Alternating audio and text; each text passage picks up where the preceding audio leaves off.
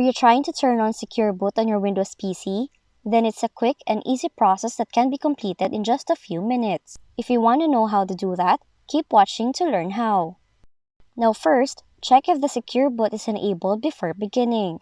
So do it by typing sysinfo, press enter, then locate the line that says Secure Boot State. Now it will say on if it is enabled and off if it is disabled. Now if it is disabled, you have to open Settings, click System, select Recovery, then choose Restart under Advanced Startup.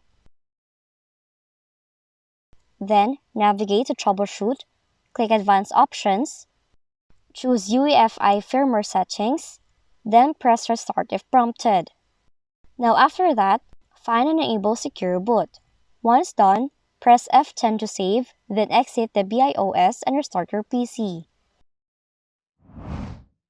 But if you want to disable Secure Boot, you have to enter BIOS or UEFI again, find the Secure Boot setting, then disable it.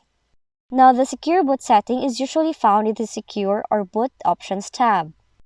However, each motherboard's BIOS is laid out slightly different. So if you're not sure where to find the Secure Boot setting, you have to check your computer's manual or the manufacturer's website.